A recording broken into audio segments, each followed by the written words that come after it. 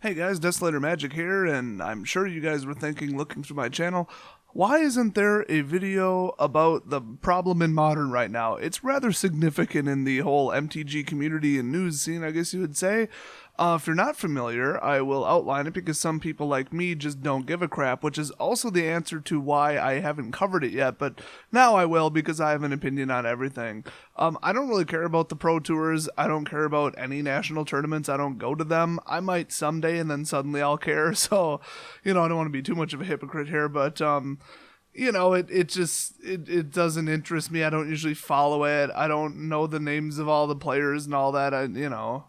I don't know many movie stars either or famous people. I don't follow stuff like that. But I do find it interesting about deck building, the whole deck building aspect of it. And right now people are building one deck. So the best way to explain it is for me to put up this image of who was playing what deck and like what place they came in at the Pro Tour for Oath of the Gatewatch, which by the way was Modern format. The whole OGW part of it was draft. Now, first of all, holy balls, look at those prices. Oh my gosh. Second, if you look at the deck configurations, you may have noticed that my Beholder deck would shred the living crap out of most of those decks, which is very interesting. Now, the blue-red, that one it would have trouble with because it's a lot of like weird free stuff, and I would basically have to just mainboard Squelch and Trickbind, and I wouldn't have known to do that. Speaking of that, the one thing that people are mentioning that's the most outrageous about this whole situation is that going into the Pro Tour, a lot of people will say, hey, I'm playing this deck, or our team is playing this deck, or, someone like Channel Fireball will say, oh, we're mostly playing this is kind of what we're doing, this is what we're thinking, because they don't care. They're not like, oh, it's all top secret, this is like Olympic level competition, we can't tell them what type of swimsuit we're wearing, or they're cool about it. A lot of the teams are really cool. A lot of the big pros are cool about it. They'll post deck lists and deck ideas and stuff, and unless they really think they've got something new. And there were a couple really unique decks that actually finished really high, so those people probably kept their mouths shut about it. But that kind of leads into my next point. This is like the segue video right now. Here's what I think happened when it comes to people talking about their decks and what they're playing. Let's start with the banning of two of the ultra popular formats. They probably lost between them 15 to 20% of all players or all decks that were showing up. The numbers are kind of thrown out there. I'm not sure if anybody's not just pulling them out of thin air, but that's what I've heard, from the players is about 1 in 5 people were playing either Splinter Twin or Bloom. Maybe it was as low as 10%, but that's still a lot. That's 1 in 10. That's quite a bit. And so as soon as they got banned, people had just like weeks, like if that. It was almost no time for them to come up with a new deck. So people were thinking, well, what else is there? What's left? Let's just play a different popular deck. Let's resort to that. So people were saying, okay, Infect and Tron. Those were like the two real big ones. And then obviously Affinity, because that's, you can see that's in the top, obviously. Actually finished 4th and 7th place. So Affinity is Affinity. Obviously it's good that they nerfed it by getting rid of like Seed of the Synod. And the other artifact lands, because then it would be a little much, but I think they could get rid of a couple more in it, but I don't know, it's not the biggest deal in the world. What is apparently the biggest deal in the world is the number of Eldrazi decks. So I think, here's my theory about what happened. Some people were talking either just to each other privately or publicly about what deck they were playing, and a couple people said, oh, I'm going to try actually colorless Eldrazi. They got all those 2-for-1 special and discount lands. Why not? I already own the cards, and half the cards cost nothing. They're from the new set. You could buy them on the shelves right now.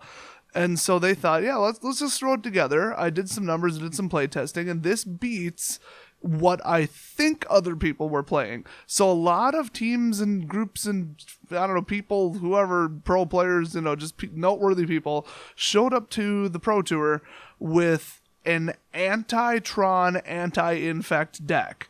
Or at least a sideboard, at the very least a sideboard. And it didn't work out so well. I heard they didn't do so well, the people who did that. So that's what I do at Friday Night Magic on a smaller scale. I look at what people are playing, and the next week I'll show up with a deck that beats all of them. So I'll just say, what's the common theme? Okay, combos, cool. Anti-magic control, done. Oh, it's really important, significant creatures. Okay, exile, done. Or, oh, it's just spam creatures. Okay, black mass kill, which is, by the way, impossible right now. It really bugs me that that's impossible because they ruined black in the last 2 sets. But, I'll be reactive. So, kudos to the people who did that because they're like meta. Like they're trying to win. They're looking to the future. They're not copying people. But somebody was. I don't think that like all of these people just came up with these deck ideas on their own. Now they all tweaked them a little bit. I don't think any were truly identical, so they'll say, "Oh yeah, I made it myself. I customized it." They changed like 2 cards. I mean, they're all pretty much the same deck. I mean, you've got like blue red, and then you've got like black blue Eldrazi, and then you've got true colorless Eldrazi, and they are drastically different. But that's it. Like that's it. That dominated the top 50? I mean, it's all just like 3 styles of Eldrazi deck, and there's even a lot of crossover between them. So in my mind, I'm thinking the most logical thing is that the 3 major deck ideas kind of leaked out there, and then a lot of the top people that finished in the top were like, cool, I'll play that. I mean, that's not that expensive. It kind of is. I don't know if those price tags are like in the new prices, because I mean, I know what a Mimic used to cost, but still it went up from like $2 to $4 or something. I mean, it's not like the biggest increase in the world, but the lands cost a fortune, and they always have. So that was a problem. So it's still not a cheap deck, but I think people still found it to be worth putting together because you could play test 50 games in a day on like X-Mage or MTGO or whatever you want and just say, yeah, this deck works. I think it's faster, better, stronger than like Infect and Tron, and I think it is. So the question remains, what are they going to do about it now that everybody showed up with the same deck? Well, I kind of say, well, what do you mean, what is like Wizards going to do about it? I have an idea. Let the meta frickin' take care of itself. Like, why do you have to be the super hands-on control people? That really is not how Wizards has done things in the past. Like, they'll react to actual problems. Like, the Merit Lage card was banned really darn quick after it ruined one tournament. I mean, they were just like, yep, ban that, goodbye. But this time around, everybody thinks that they'll step in and just boot out this Eldrazi deck. These Eldrazi decks, if you look at them, have massive weaknesses. In fact, if you look at the number 2 deck, the Ivan Flock deck, which that's one of the few names I've actually heard of, I think if I remember correctly, depending upon how you count it, every single creature costs 2 or above, and almost every creature costs 3 or above. In fact, every spell was like 2 or 3 and above. So there's no 1-cost drops. I mean, you would never reasonably bring in an endless one. So if you ignore the Mimic, and then there's the Spellskite, then you got a 3-cost, 3-cost, 4-cost, 5-cost. I mean, that doesn't even sound like a modern deck. If you showed me this ahead of time, I'd be like, oh, whatever idiot's playing this is going to lose. So, it's odd. It definitely has weaknesses. I mean, the whole colorless thing is interesting. There's a built-in defense.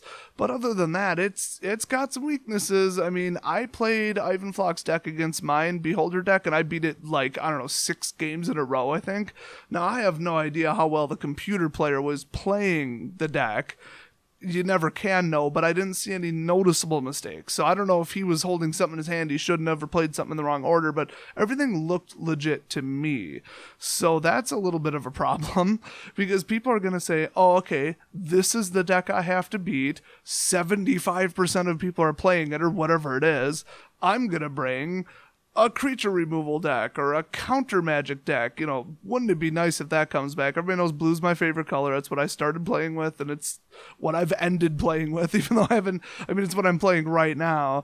So obviously that's why I built Beholder, because I just thought if anti-magic and control works in standard, why shouldn't it work in modern? And now they've presented this deck to me, and hello. So I think that people are going to come up with 3 or 4 completely different, completely new deck ideas to shut down the Eldrazi, and Wizards doesn't really have to touch anything. Now that said, if you look at the actual deck configuration, if you watch my last video, you'll know that I'm a proponent of just taking a card saying, oh my gosh, that card is too powerful, and banning it in Modern before it becomes a problem. So you could just look at certain cards like Splinter Twin and think, yeah, I bet out of the 10,000 creatures you could put that on, one of them would be a little bit of an exploit. Oops. Yeah. Amulet Bloom was a little bit more obscure. And then like Zoo is just all over the place. That's like a traditional modern deck. So you look at that one and it's like, yeah, it's dropping good creatures. Okay, I get it. None of them are just like, whoa. It's just they're dropping in really good creatures and winning the game with it. But these decks, you look at them, you think, okay, what's in there? Okay, that. What? You can tap a land for 2? What? And then that's mixed with like another one. Well, the 2 that are in question is Eldrazi Temple. So you can add 1 colorless to your mana pool, or you can add 2 with no other parameter and then spend it only on Eldrazi spells, or to activate Eldrazi abilities, even better. So that's the equivalent of a turn 1 double land drop, which sounds like some vintage crap or something. Then you go to Eye of Ugin, colorless Eldrazi spells you cast cost 2 colorless less. Ouch. And then you can pay 7, tap it, search your library, don't even have to sacrifice Eye of Ugin, and go get a colorless creature card with any converted mana cost at all, reveal it, and put it in your hand.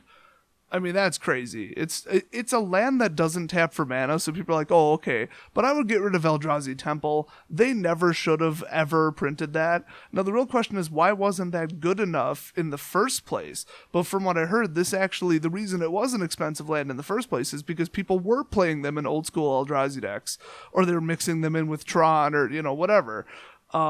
Because if it taps for 2, it taps for frickin' 2. I can't get past that. It needs to go. So if all they did was ditch Eldrazi Temple, it would be good enough that people would have to either modify the deck to be cheaper and effectively slower, or they would just outright abandon the deck. And that really, the Eldrazi Temple is the common problem with all the decks. All the decks rely on it. And people, I think if they don't get it in their opening hand, they will almost definitely mulligan. It's just that important. So when it's all hinging on one card, it would be nice if they banned it. But I still think that we should wait and see what happens at the next tournament. The worst that could happen is people get more angry about another Rune tournament where one deck just dominates, which Wizards has actively said they want to fix and they will react to. So I would support them, and I would, find the logic in it if they got rid of Eldrazi Temple, just banned it tomorrow. Other than that, I really think that it should be left up to the players to deal with it, to kind of work around this, because there hasn't been a change in Modern this significant. I mean, I'm sick of seeing the same stupid decks. I mean, Infect goes all the way back to when it was invented. I mean, it's just, these decks have been around forever, and people are getting sick of playing them. We're getting sick of seeing them. I'm getting sick of watching them in the live streams, which I don't usually even watch. And I'm still sick of them. I actually watch them after the fact on YouTube when I feel like it, when I'm bored, when I hit the end of Netflix. But yeah, it's just such an odd situation that I say let it play out, because you might get a couple new Modern decks out of it. It's a very unique situation. If they do ban Eye of Ugin or Eldrazi Temple or something like that, well, what are you going to do? You're going to go back to Infect and Tron, just like people thought they would. And it's the same old, but with even less variety, because Splinter Twin and Bloom are gone. So, then it'll take more time for somebody to come up with a brand new deck idea than they would in response to adapting to the Eldrazi. So I really think they should wait, but I really also like it when Wizards reacts quickly to something and solves a problem, because it shows that they're competent, which a lot of other stuff shows they aren't. So let me know what you think about this, which side you're on in the comment section. Hopefully it won't turn into like a forum post thread where it's like lots of angry ranting and threats to, I don't know, go play Yu-Gi-Oh or something. Or play Scrabble and Monopoly professionally instead. I've heard that one too. Well, whatever your opinion is, I'll see you guys next video.